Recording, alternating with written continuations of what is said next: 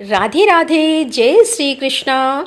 जब मनुष्य जन्म और मृत्यु तथा उसमें मिलने वाले अनेकों कष्टों से थक जाता है, तब वह भगवान श्री हरि की शरण में आता है और उसकी इस आध्यात्मिक यात्रा की शुरुआत होती है। इस आध्यात्मिक यात्रा में सबसे शुभ और शक्तिशाली पड़ाव आता है और वह है एकादशी तिथि, जो उसे अपने आध्यात्मिक यात्रा में अनेक गुना प्रगति प्रदान कर देता है। और ऐसे ही परम पावन एकादशी तिथि बस कुछ ही दिनों में आने वाली है और इस एकादशी का नाम है पार्श एकादशी, जिसे परिवर्तनी एकादशी के नाम से भी जाना जाता है। यह वही एकादशी है जिस दिन भगवान श्री विष्णु चातुर्मास के दौरान योग निद्रा में शयन करते हुए अपनी करवट बदलते हैं और इसीलिए यह तिथि परिवर्तनी एकादशी के नाम से जानी जाती है और यह अत्यंत महत्वपूर्ण एकादशी है। तो चलिए आज के इस वीडियो में जानते हैं कि इस बार परिवर्तनी एकादशी कौन से दिन आ रही है, इस दिन के शुभ मुहूर्त कौन से हैं और अगले दिन पारण करने का समय क्या रहेगा। इन सब के ऊपर आज हम चर्चा करेंगे। तो चलिए आज का वीडियो आरंभ करते हैं। भाद्रपद मास के शुक्ल पक्ष में आने वाली परिवर्तनी एकादशी इस बार आ रही है 3 सितंबर 2025 बुधवार के दिन। एकादशी तिथि आरंभ हो जाएगी 2 सितंबर 2025 मध्य रात्रि में 2:23 पर और यह तिथि पूर्ण होगी अगले दिन यानी कि 3 सितंबर 2025 मध्य रात्रि में 2:51 पर। तो इस प्रकार उदया तिथि के अनुसार हम इस एकादशी का पालन 3 सितंबर 2025 बुधवार के दिन करेंगे। इस दिन प्रातः में ब्रह्म मुहूर्त का समय रहेगा सुबह 4:30 से लेकर 5:15 पर और सूर्योदय का समय रहेगा सुबह 6:01 पर और सूर्यास्त का समय रहेगा शाम 6:36 पर। प्रातः काल में भगवान श्री हरि की पूजा अर्चना करने का समय रहेगा सुबह 4:52 से लेकर 6:01 के बीच में और संध्या काल में भगवान श्री विष्णु की पूजा आप कर सकते हैं शाम 6:36 से लेकर 7:45 के बीच में। इस दिन विजय मुहूर्त का समय रहेगा दोपहर 2:24 से लेकर 3:15 तक और राहु काल रहेगा दोपहर 12:18 से लेकर 1:53 तक। इस बार एकादशी तिथि के दिन विशेष रवि योग भी बन रहा है और वह शुरू हो जाएगा सुबह 6:01 से लेकर रात को 9:38 तक। किसी भी शुभ कार्य की शुरुआत करने के लिए रवि योग अत्यंत पवित्र और मंगलमय बताया गया है। एकादशी के दिन भद्रा का वास पाताल लोक में रहेगा और वह शुरू हो जाएगा दोपहर 2:42 से लेकर मध्य रात्रि में 2:51 तक। लेकिन क्योंकि इस बार भद्रा का वास पाताल में है, इसीलिए पृथ्वीवासियों के लिए मंगलमय और शुभ ही रहेगा। इसके कोई भी नकारात्मक परिणाम या असर देखने को नहीं मिलेंगे।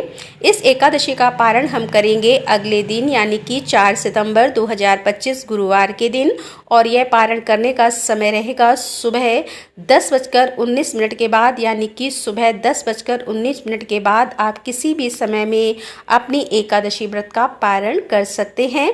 इस बार द्वादशी तिथि पर वामन जयंती का पवित्र पर्व आ रहा है, इसीलिए भी इस बार की एकादशी तिथि विशेष है क्योंकि इसके अगले दिन वामन द्वादशी है यानी कि भगवान वामन देव का आविर्भाव दिवस। अब देखिए कई स्थानों पर भक्त यह सोचते हैं कि वामन द्वादशी के दिन भी तो हम उपवास का पालन करते हैं, तो फिर एकादशी और द्वादशी का पालन एक साथ कैसे किया जाए। तो देखिए वामन द्वादशी का जो उपवास होता है उसका पालन हम एकादशी वाले दिन ही करते हैं और उसके लिए आपको क्या करना है, तो एकादशी के दिन अब दोपहर में 12 बजे तक कम से कम हमें निर्जल उपवास करना चाहिए यानी कि जल के बिना और अन्न के बिना अगर संभव है तो संपूर्ण 12 बजे तक निर्जल उपवास करें।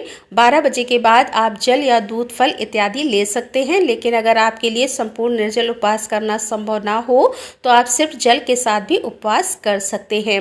इसीलिए इस बार आने वाली पार्श एकादशी के दिन दोपहर 12 बजे तक बिना जल के या सिर्फ जल के साथ ही उपवास करें और 12 बजे के बाद अगर आपको आवश्यकता लगे तो आप जल दूध फल या फिर एकादशी प्रसाद ले सकते हैं।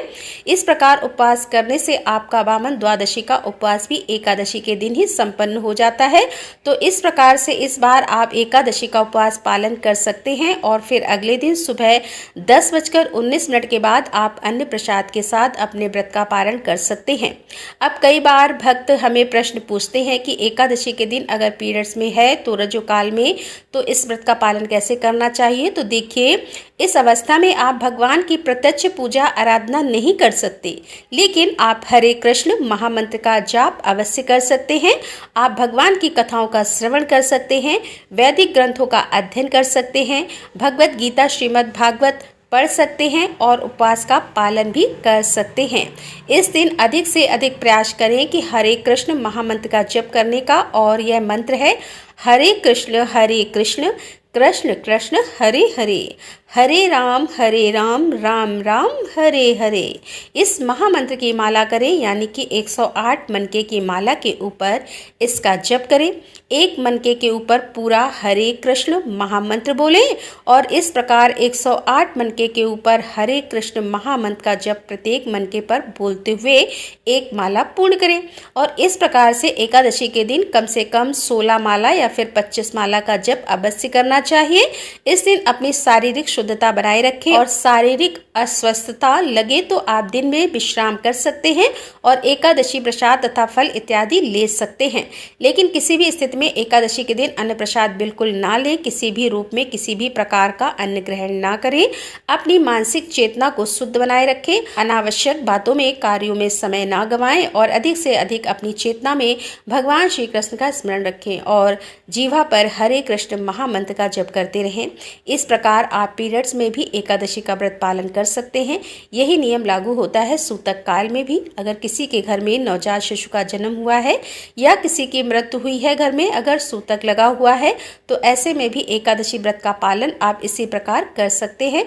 भगवान की प्रत्यक्ष पूजा आराधना या सेवा ना करें, लेकिन हरे कृष्ण महामंत्र का अधिक से अधिक जप करें, उपवास का पालन करें और भगवान की कथाओं का श्रवण और पठन करें।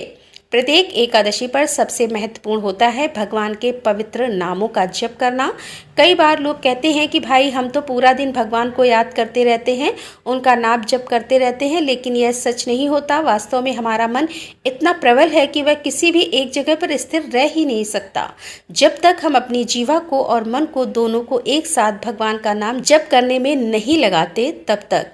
और इसीलिए कहा जाता है कि हरे कृष्ण महामंत्र का जप आप करते हैं तो उसे सदैव अपने माला के ऊपर करना चाहिए। ऐसे भ्रम में नहीं रहना चाहिए कि मैं अपने मन में सदैव जप करता रहता हूँ या करती रहती हूँ। और इसीलिए हमारे आचार्यगण हमें संख्यापूर्वक नाम जप करने का आदेश देते हैं।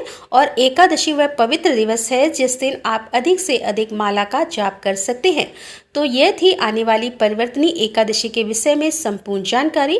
आशा है यह जानकारी आपको उपयोगी लगी होगी और अगर ऐसा है तो इस वीडियो को लाइक करके शेयर अवश्य कीजिएगा, क्योंकि आने वाली परिवर्तनी एकादशी बड़ी एकादशी है जो चातुर्मास में आती है। जो लोग संपूर्ण चातुर्मास का पालन नहीं कर सकते उन्हें इस परिवर्तनी एकादशी का पालन तो अवश्य करना चाहिए। इससे उनके आध्यात्मिक जीवन और भक्तिमय जीवन में ऐसी प्रगति होगी जिसकी उन्होंने कभी कल्पना नहीं की होती। इसीलिए सबको यह वीडियो शेयर करें और उन्हें भी इस एकादशी का पालन करने के लिए प्रेरित करें। यह सबसे बड़ा पुण्य कर्म है और इस एकादशी की कथाओं को सुनने के लिए आपके अपने चैनल रीता शुक्ला को सब्सक्राइब कर लें, नोटिफिकेशन ऑन रखें और अगर आप इस व्रत की विधि जानना चाहते हैं तो हमें नीचे कमेंट बॉक्स में लिखकर बताएं। हम आपसे मिलेंगे इन्हीं एकादशी कथाओं के विषय में और महत्वपूर्ण जानकारी और पौराणिक प्रमाणभूत कथाओं के साथ आपके अपने चैनल पर। राधे राधे, जय श्री कृष्णा।